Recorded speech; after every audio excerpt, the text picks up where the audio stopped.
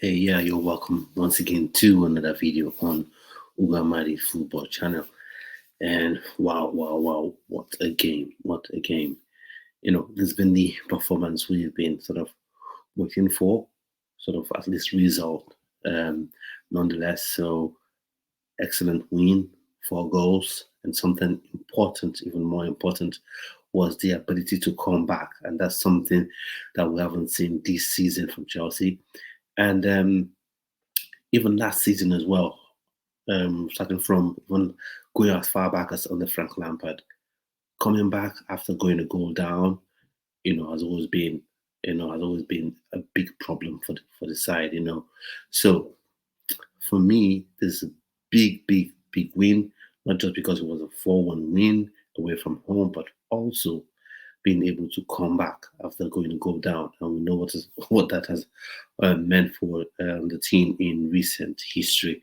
So, big win. Congratulations to the team. Congratulations to Mauricio Pochettino. For me, I don't have any sort of agendas against anybody. I just come give my opinions on what I see. You may think I'm wrong, you may think I'm right. Hopefully, mostly I'm right. But what's more important is that Chelsea does win. I'd like to get your thoughts and opinions on the game. Drop in the comment section below, and let's get into it. So for me, very happy with the win, as you can see, but there's some things that I just have to highlight, and then you get to know them as we go on through the video, and you can give your comments and opinions, disagree, or choose to agree as well. So let's go in. So for me, I think I've been critical of Raheem Sterling, but today I think he played really well. He played to his strengths, and that was good. So maybe he and Mudrik, he and Mikhailo Mudrik would be um, having a competition for the left wing spot. But for me, there's some things to sort of pick out in this game. First, the goal scored by Burnley was really sloppy. Was a really sloppy goal to concede because it could have been stopped a couple of times, and then Cucurella, whom I think had a very decent game, building up off of 2 games so far. So this is the third game he had a very decent game, but I believe he could have done more to score to prevent um, Odobe, the Burnley winger or Burnley forward, from scoring their goal. That's the first goal of the game. So, but all in all, I think he did well. He got the early booking, and then I was a bit skeptical, or a bit anxious because you know that Odobe was a bit of a turn in the side of the entire team, I would say. And you know how it goes this season, some descent, not even a tackle, and then it could be a second yellow card and then a sending off. So but I think he played well even despite being booked for the better part of the game. So that was good. The comeback was good, and then Cole I think played well. But I will say this again: I'm not just going to um, change my opinion when I think I'm still right, just based on the fact that the team won, which is very good, which is more important than anything else. But Cole still playing out of possession, out of position, playing as a left wing, not as left wing, but as a left back, as opposed to a centre back. Just doesn't sit right with me.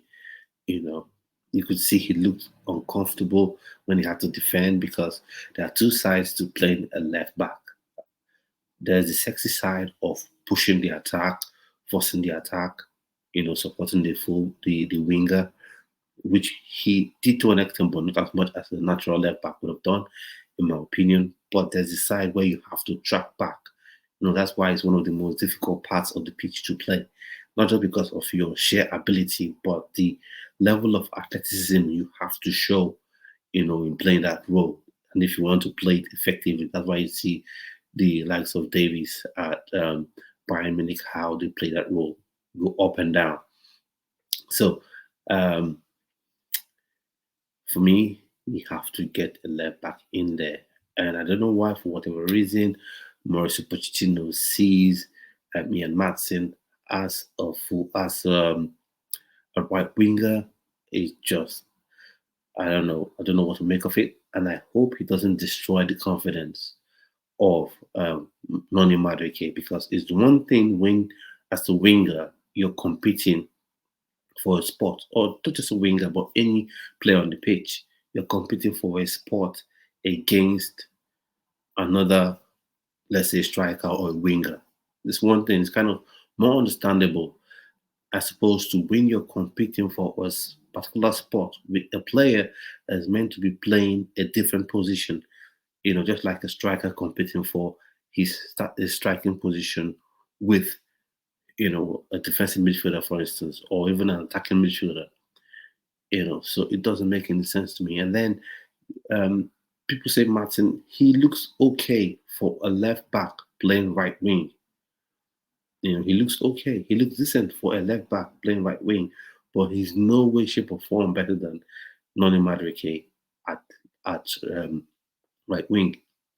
And then, because I know he came on about for the 5 minutes in regulation time for Cole Palmer, and that is another issue I have. That's another issue I have. So before I go into the various issues I have with the game, I know I don't want to be a Debbie Downer. This is a game where the team has won, scored goals, we've always struggled scoring goals and came back brilliantly, just like I stated earlier on in the video. So don't want to be that guy, but I just have to point out some things, because for me, on this channel, it's 100% context, and everyone is free to disagree, share your opinions in the comment section. So for me, going into the game, I was a bit skeptical about Sterling. So um, he forces the goal.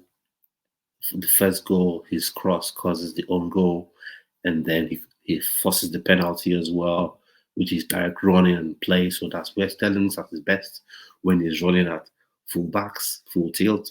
The problem I have is when the ball is dead, Sterling is unable to come up with tricks to beat his man 1-on-1. But when he's running at full tilt, he can beat people with his pace, and lose him while he's on full tilt. So that being said, I would say today's man of the match is Raheem Sterling, because of how he played. Because, like I said on this channel, there are no agendas. I'm not for youth agenda. I'm not for don't play this player agenda. Every player I criticize comes on and plays really well. Fair dues. I'll give credit where credit is due. So he deserves to be man of the match today. I don't know who ended up being the man of the match, but he deserves to be the man of the match today, in my opinion. So he played very well. And then as well, move from the man of the match, another player that I've become increasingly impressed with, and he has also built up from built from what he's done in the previous games, and he started today. So, and that is Cole Palmer. He played very well today again, and then he also got the goal, got the penalty, the penalty that Raheem Sterling won. He got the goal. He converted the penalty from the penalty spot, so that was excellent, wonderful for him. But there's something I noticed throughout the game. A lot of the game, he had his back to goal, and that is not what you want your number 10 to be doing. Because though he's quick, he's not electrifying quick. He's not electric like you have your Noni Madueke, not even like a Ryan Stanley. He's not quick. He always had his back to goal. And against better teams, that would be a real problem. And even in this game, to be honest, it was each other. You could see him struggling in that sense because he always had his back to goal. And it wasn't his fault. It was because he was once again played out of position as a right winger as opposed to a 10. And that's why Brozier struggled. That's why Brozier struggled in the first half, because Gallagher in the 10 role, or what they call it, the attacking role behind the striker, he's good when it comes to pressing, high press, winning the ball, but to create, to be technical, to pick out your man, to pick out your striker, which is the primary thing you expect from your number 10 or the attacking player behind the striker. He doesn't do that very well. He's not that great at it. So that's my one issue. So Palmer should have been the 10, and you can imagine how this team would look like if you had Noni Madueke on the right wing, um, Modric, or if Sterling keeps performing this way, on the left wing, and you have Cole Palmer behind the striker. Broja was isolated for the better part of the first half while he was playing. He had to come deep to get the ball. Even when Jackson came on, I think he had to come deep so much to get the ball as well, and then he got his goal. So that was very good. So, and the goal was sort of initiated by Sterling. So that's why I say for me, Sterling is my man of the match. So, kudos to Palmer. I just hope and pray that going to the next game after the international break, Pochettino sees the light and plays him in his rightful position behind the striker. So now, with the way, what do you think? With the way Nico Jackson performed, as he came on and scored a goal, and then with Borja not getting the goals, so would you think you start the next game after the international break? Do you think Nico Jackson should get the starting spot, or Broja should still be starting? For me, I feel Broja still having to work his way back from his injury and recover properly. So I think he should be starting from the bench. So I'll be giving Nico Jackson. He got his goal. That's good. So that's he, he got a goal against Brighton, and then he's got another goal as well. So that would do his confidence real good. So after international break, hopefully he's able to build on that and then move on to the rest of the season. So at this point, we're coming towards the end of today's video. If you haven't subscribed, please go and subscribe to the channel.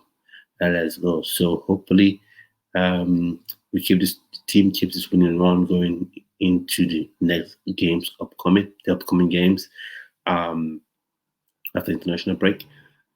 And coming to the end of today, at this point, coming to the end of today's video. So hopefully see you again very soon for yet another video on the Ugo Amadi Football channel.